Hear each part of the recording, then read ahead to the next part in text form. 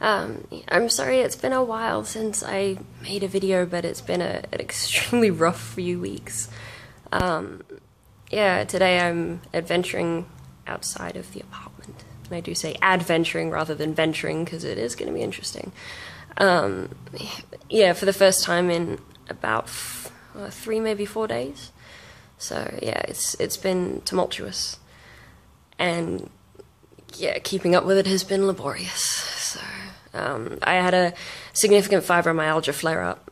For people not familiar with fibromyalgia, that's basically you either do or come into contact with something that exacerbates your symptoms. In my case, it was probably a gluten exposure. I have celiac disease. And yeah, coming into contact with gluten when you have fibromyalgia as well, it sets everything else off. So my pain went absolutely sky high. Principally, the worst thing I get with fibromyalgia is pain in my muscles and allodynia, which is a kind of pain in response to pressure. So even the seams on your clothes cause pain. Yeah, and I had a bunch of mid-semester tests for uni that I got an extension on, but then of course I still had to do them.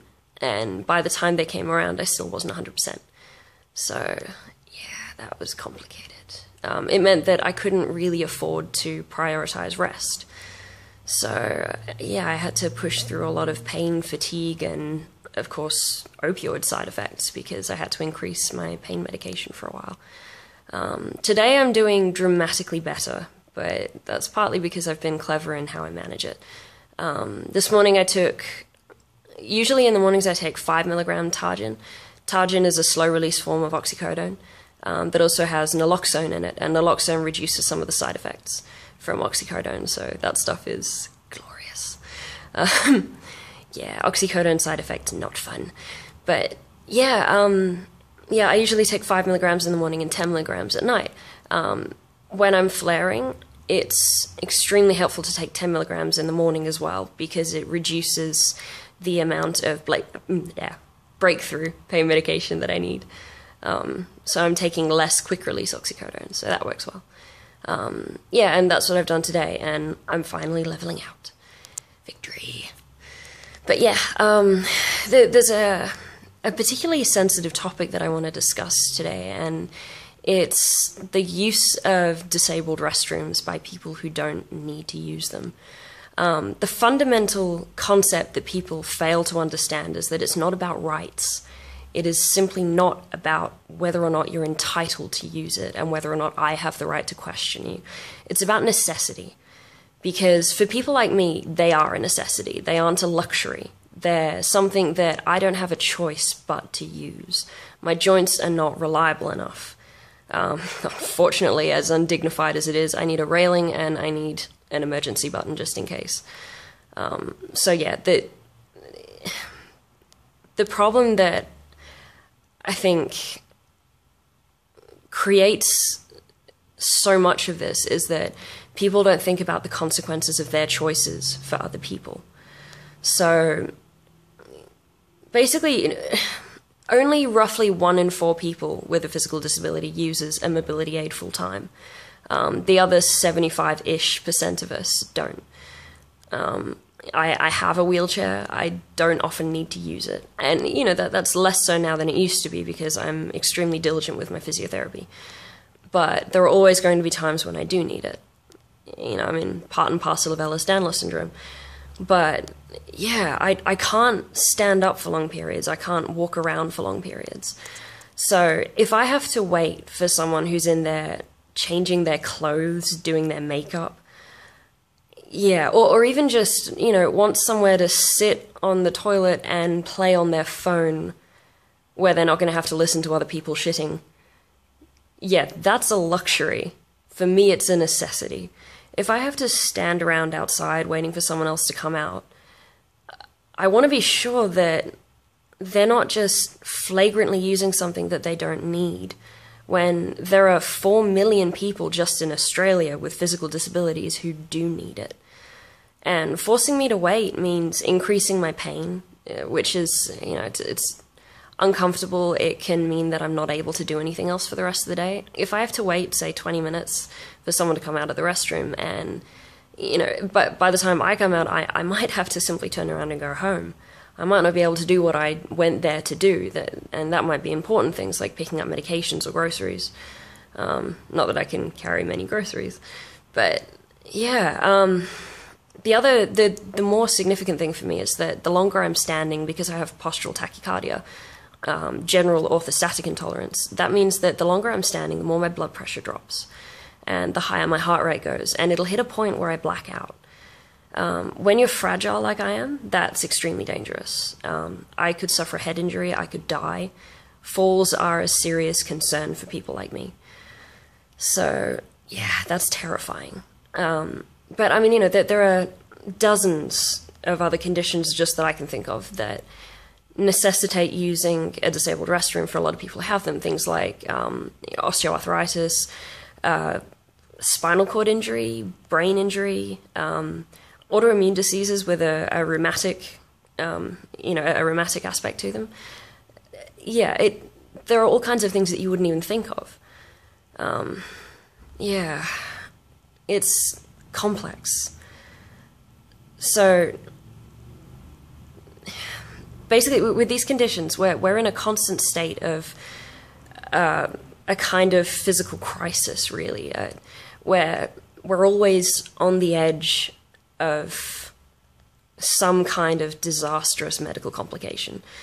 So that takes a lot of management. It's difficult to balance. So if we're put through unnecessary pain, unnecessary medical ups and downs, even, you know, adrenal peaks and crashes for a lot of people. Addison's disease, of course, is another one. Jeez. A lot of people with Addison's have it in addition to another disease as well.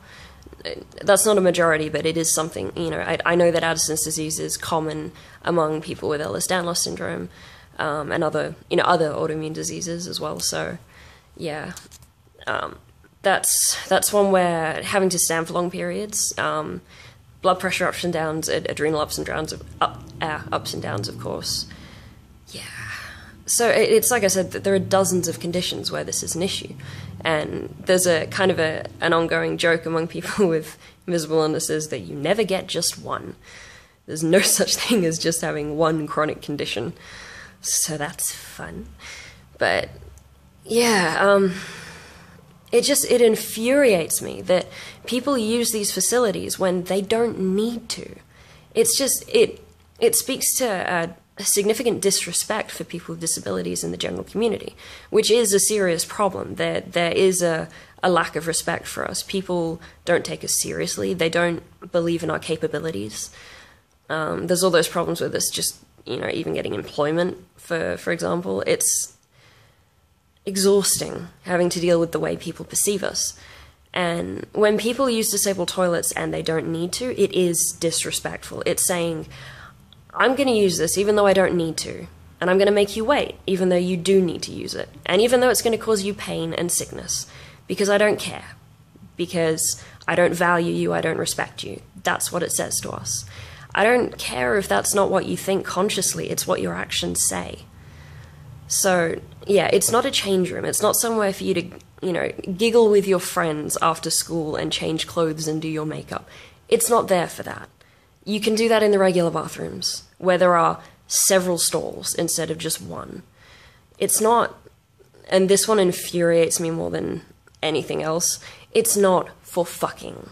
It's not, yeah, I feel like that shouldn't even need saying, but twice within the last 2 weeks, I've had to wait for the same two teenagers. Yeah, they wear Belridge, I think it's Belridge Belridge High School uniforms. And yeah, 2 times in the last 2 weeks at Lakeside Shopping Centre in Joondalup, they've been in there fucking. Lovely. And, you know, they don't care. I've confronted them about it. They don't care. They just walk away and brush me off. Yeah, and this is the one that confuses me the most. It's not for you to charge your phone. Yeah, I was in there last week. No, God, not last week. Time's all blurring together. I think it was the week before last. But yeah, and there was this girl outside waiting to waiting to use it, and she said to her friend that, she was really annoyed at having to wait to charge her phone because the battery was going to run out. It's like, that was all she wanted it for. She made that clear. She was totally unashamed about it. She wanted to plug her phone in and sit in the corner and play on it without being disturbed. What? Really? I don't even understand that. Like, yeah, that's a very special kind of awful. It's disgusting. But yeah, people either they don't think about the consequences of their choices or they don't care. Some of those cases were people who don't think about it. They're only interested in what they're doing and how their choices affect them. But there are genuinely people who don't care. And, I'm not going to change their minds. I'm not going to change the way they think. But this is addressed to the people who just don't think.